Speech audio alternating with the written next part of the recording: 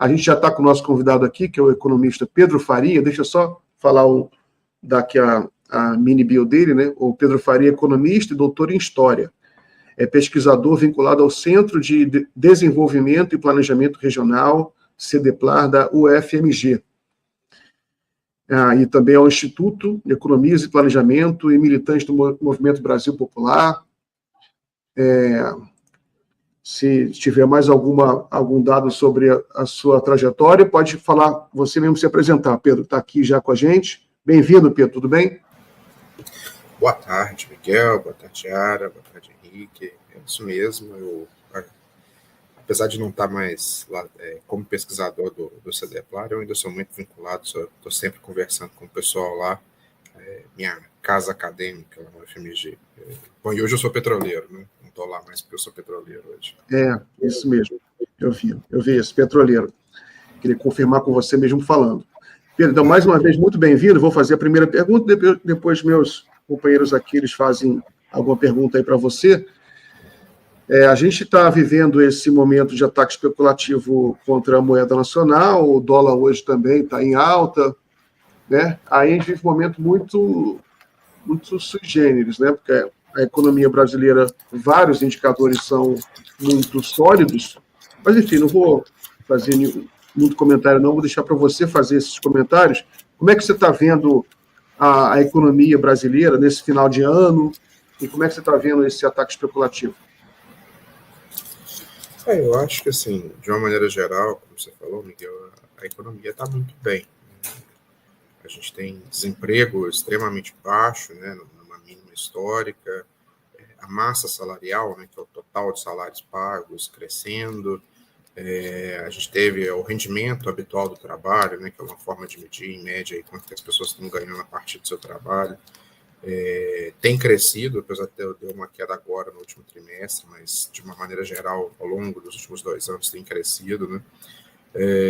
E também acho que mesmo a gente olhando do ponto de vista, né, dos empresários, quando a gente olha para o setor real, né, a gente está aguardando agora ver ainda os dados relativos a essa fase, esse período de compras, mas tudo indica que foi um período extremamente bom, né, comparado com os anos anteriores, e eu mesmo, por força de profissão, eu acompanho o setor industrial e hoje eu estava fazendo uma rodada aqui das mensagens de fim de ano, das empresas, associações dos setoriais, e a expectativa é muito grande, utilização de capacidade instalada muito alta por parte das indústrias, o grau de confiança no progresso aí dessa situação econômica é grande nos setores industriais, né, que são essenciais justamente para o crescimento de longo prazo, né? Então, assim, a gente tem, de fato, no polo negativo, um começo de aceleração da inflação, mas eu acho que não justifica o grau de pessimismo que a gente tem visto na imprensa hereditária, entre os agentes aí do mercado financeiro, e que também, mesmo para padrões históricos recentes do Brasil, né, a gente ainda está com a inflação abaixo de 5%, que é bastante controlada. De fato, a gente teve uma aceleração agora recente, mas nós ainda estamos falando de uma inflação perfeitamente dentro da normalidade para uma economia como a brasileira. E principalmente, né, a gente está vendo, ao contrário, por exemplo, da inflação ali do período pós-pandemia, 22, né, a gente está vendo uma inflação que parte dela, não toda, é uma inflação de serviços, né, e a gente vai lembrar que os serviços são principalmente mão de obra, né, então é um corte de cabelo, uma refeição fora de casa, alguns serviços de manutenção, e serviços são salários, né, então essa é a inflação do bem, né, dentro de certos limites, claro. Ela é a inflação que significa que o encanador, que o cabeleireiro, que o segurança, que o porteiro estão ganhando salários melhores, né? Então a gente tem que lembrar disso, né? E essa inflação do bem aí, a gente tem que ter uma tolerância com ela, que no nível que está hoje é perfeitamente razoável, né? É a única notícia ruim que eu tenho, essa, que não é tão ruim como a gente viu. Pedro, até pegando o gancho do que você falou, de que parece que os fundamentos econômicos não são mais suficientes. A mídia hereditária, ela encampou aí uma campanha que adota velhas fórmulas que a gente sabe que são equivocadas. Por exemplo, comparar um orçamento doméstico ao orçamento público. para poder, por exemplo, explicar esse corte de gastos, né? E eu fico muito impressionada, eu gostaria de ouvir a sua opinião, que parece que o Brasil está numa caixinha descolado do resto do mundo. O mundo inteiro enfrenta situações muito complicadas, né? Inclusive imprevisíveis. A gente tem aí o próximo presidente dos Estados Unidos, que ninguém sabe o que é bravata e o que é fato. Comenta para mim, por favor, esse combo, né, de coisas equivocadas que a gente vê aí na mídia. Eu acho que assim, tem tido uma confusão muito grande, né? A gente está, como você falou, num momento de muita incerteza da economia global, né? Se a gente for olhar basicamente aí todas as moedas de países emergentes maiores, aí, mais significativas, estão passando por um processo de depreciação em relação ao dólar, né? E isso é o que acontece em qualquer momento de incerteza global. As pessoas, os investidores internacionais, eles tiram seus capitais especulativos, né, de países que oferecem um risco maior, no caso do Brasil, México, Turquia e por aí vai, e levam esses capitais especulativos de volta para os Estados Unidos, né? Mesmo potencialmente os Estados Unidos sendo o país que mais venha a sofrer as consequências do que quer que o Trump de fato faça, né? A gente não sabe, os capitais especulativos voltam para os Estados Unidos, né? E aí a gente vê esse movimento de desvalorização do dólar, né? O discurso que a gente tem visto internamente, ele tenta, né, surfar nessa situação internacional e, de fato, agir, né, nesse contexto da situação de incerteza internacional. Então, o real tem se desvalorizado mais do que outras moedas emergentes, né? Apesar de o Brasil estar batendo recorde atrás de recorde no seu saldo de balança comercial, né? Que é a diferença entre as importações e exportações, né? As exportações brasileiras têm crescido. Esse ano até deram a diferença, né? O saldo deu uma reduzida mais recente, justamente porque a economia está muito aquecida, então a gente está importando muita coisa, né?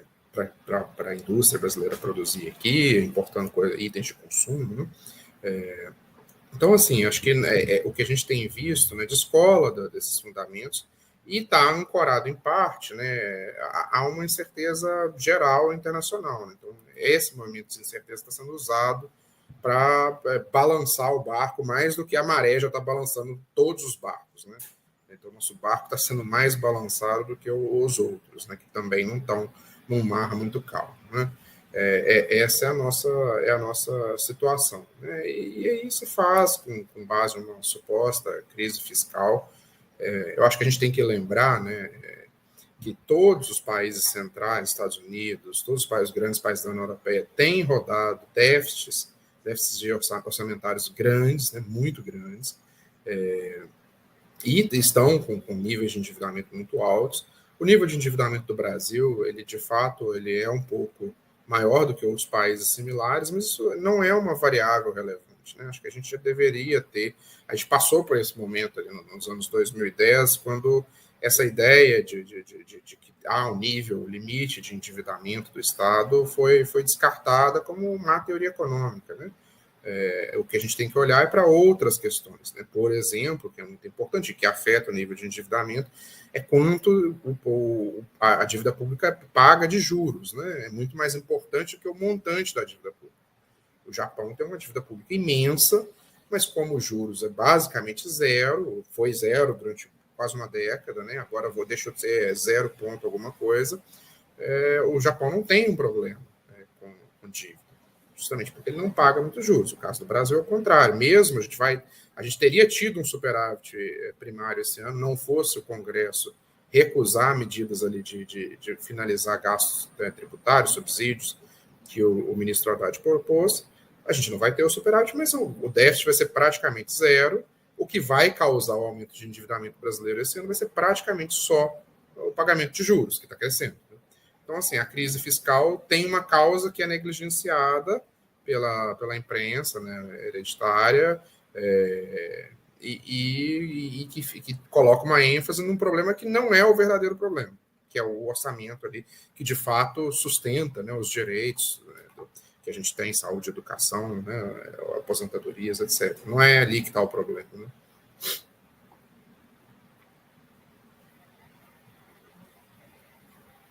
Henrique, quer fazer alguma pergunta? Quero sim. Pedro, boa noite. Já boa noite aí no Brasil? Não, boa tarde ainda. Eu estou na Europa, então toda hora eu estou fazendo confusão com isso. Pedro, é o seguinte, a gente está falando do dólar lá na sua primeira pergunta que veio do Miguel, uma crise especulativa que o Brasil está enfrentando, mas a gente sabe que, assim, isso é mais complicado do que parece. Não é tão simples, não é apenas colocar uma tarja nisso de ataque especulativo que o problema simplesmente desaparece da nossa frente.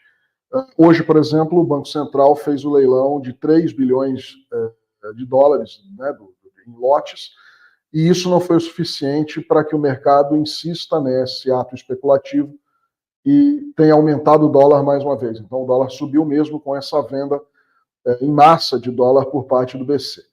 Queria saber o seguinte de você: se o dólar se mantiver nesse patamar e tiver uma tendência de viés ainda mais de alta, isso em algum momento vai começar a afetar de forma direta e concreta a economia, porque boa parte dela é vinculada à moeda por uma série de razões, sobretudo questões de importação, enfim. Como é que você enxerga isso? Essa questão da alta do dólar, uma disparada, se isso vai além do que já está um absurdo, mas chegar à casa dos 6,50, R$7, se o mercado insiste nisso como ato de sabotagem contra o governo Lula, a economia brasileira pode em algum momento aí ficar combalida e começar a apresentar problemas por conta desse ato de sabotagem no mercado? Olha, assim, primeiro, o dólar tem um efeito concreto muito grande na economia brasileira. Então, a gente não pode subestimar, como você falou, não é porque a gente vai dar o nome de ataque especulativo que isso não seja um fenômeno real e com consequências graves para a economia, né? E que requerem ação, né, por exemplo, do Banco Central, que demorou a vir, né? Então, a gente tem que ter noção disso. O dólar, ele afeta a economia brasileira. Por um lado, tem alguns efeitos positivos, por exemplo, né? Todo mundo que exporta alguma coisa, um produto brasileiro, né? Os principais são soja, petróleo, minério de ferro, ganha mais dinheiro, porque vende esse produto em dólar, converte para mais reais.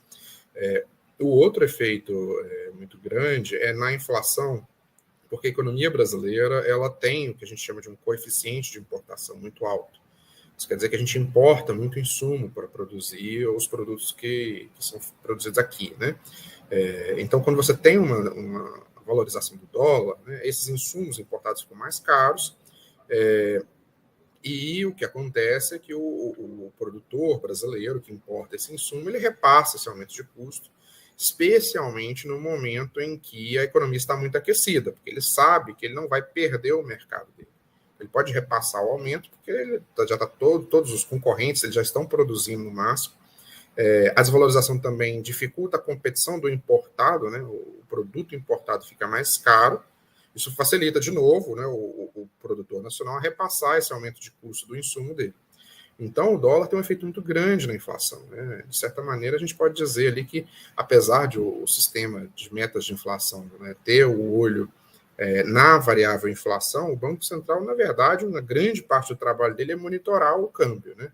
Porque uma boa parte da inflação brasileira, principalmente aquela vinculada ao que a gente chama de inflação de custos, ela é vinculada ao câmbio e a fenômenos naturais, né? Ou fenômenos geopolíticos, então uma seca, uma guerra, afetam esse lado da inflação junto com o câmbio. Então, pode ter efeitos concretos. A tendência é, com esse processo de desvalorização, que ano que vem a gente tem uma inflação mais alta. Agora, qual é o problema disso? A inflação brasileira ainda é bastante razoável, né, como eu já falei. O problema que a gente tem hoje é que o sistema de metas de inflação, que é o sistema sobre o qual o Banco Central opera, ele só reconhece uma ferramenta para lidar com a inflação, que é o aumento de juros. Só que esse aumento de juros, esse aumento de inflação, os juros não é uma boa ferramenta para se resolver. Porque o que o aumento de juros faz, né, é, por um lado, reduzir a atividade econômica, né, então ele reduz a demanda, e, por outro, ele tenta atrair capitais especulativos de curto prazo que vão trazer mais dólares para o país, e assim, né, trazendo mais dólares, eles valorizam a nossa moeda em relação ao dólar, e controlam essa inflação que eu falei. Só que isso é um processo extremamente ineficiente, né? Existem outras ferramentas, uma delas que o Banco Central agora está fazendo são os leilões de dólar, as intervenções no mercado futuro de dólar. Existem outras ferramentas, e aí essas não estão sendo cogitadas, né, que são mais agressivas, por assim dizer, que seria você limitar a capacidade dos especuladores de atuar sem restrições no mercado de câmbio, né? Então, seja impondo algum tipo de imposto ou de taxa sobre esse tipo de operação especulativa, e fazendo outras limitações ali que dificultam né, essas posições mais especulativas que visam ganhar dinheiro com a desvalorização do real, valorização do dólar. Mas seria essa forma de conter a desvalorização que tem efeitos muito concretos e se manter, se continuar uma desvalorização continuada, como a gente tem visto, pode causar um aumento de inflação ali aí já acima do razoável, né? Ô, Pedro, queria conversar aqui sobre a questão fiscal, né, que aí o ano termina com muita pressão por parte da mídia, por parte dos mercados, do governo fazer um ajuste fiscal mais severo. O governo fez, inclusive aprovou já no Congresso Nacional um plano de ajuste fiscal razoável, foi aprovado na Câmara dos Deputados, no Senado, e já vai entrar, já vai operar ano que vem. Mas houve uma decepção muito grande segundo alguns próceres da mídia e do mercado, que o governo está com um grande problema fiscal. O mercado está interpretando que há um problema fiscal no país. Como é que você está vendo essa questão? Deixa eu ligar a sua som, que eu desliguei. Estava vazando. Bom. A gente tem que, acho que, ter clareza que o pacote fiscal que foi apresentado agora, ele não tem como objetivo resolver a situação fiscal imediata do país. Essa, pelo contrário, já está resolvida, né?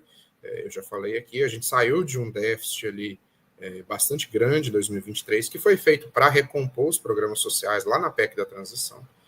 E desde o ano passado, o ministro Haddad tem feito o que eu chamei outro dia na coluna de opinião do ajuste fiscal do bem, né? Que é o que você faz recuperando receitas que não estão sendo pagas, né? Fechando buracos na legislação tributária do país que estão sendo explorados por grandes empresas para não pagar impostos. E a gente fez, né? A gente saiu de um déficit de 2023 e vamos praticamente zerar esse déficit agora em 2024. Então, e esse é o ajuste fiscal que, de fato, se deve fazer quando a economia está muito aquecida, como está. Quando a economia está muito aquecida, o papel do governo é se retirar um pouco para tirar a pressão, né, e deixar com que o lado privado da economia faça o papel de motor. Né? O governo tem que entrar mais justamente quando você tem alguma crise, algum elemento que necessite da atuação do governo, né? Como foi lá em 2008, 2009, por exemplo. Né? Então, o Haddad já fez o ajuste fiscal relevante. O que aconteceu? Né? Esse pacote fiscal que foi aprovado agora, ele diz respeito a uma outra questão, né? Que são os limites de gastos obrigatórios dentro no contexto do arcabouço. Né? Então, porque o arcabouço fiscal limita o crescimento dos gastos a 2,5% totais, só que dentro desse total tem uma parte que normalmente cresce acima de 2,5%, que são gastos em saúde e educação, que tem que crescer acompanhando a receita, e os gastos vinculados ao salário mínimo, que também crescem em valores próximos, equivalentes ao do crescimento do PIB. Né? Então, esses gastos que crescem acima de 2,5%, eles vão comprimindo os outros, que por consequência, tem que crescer menos de 2,5%.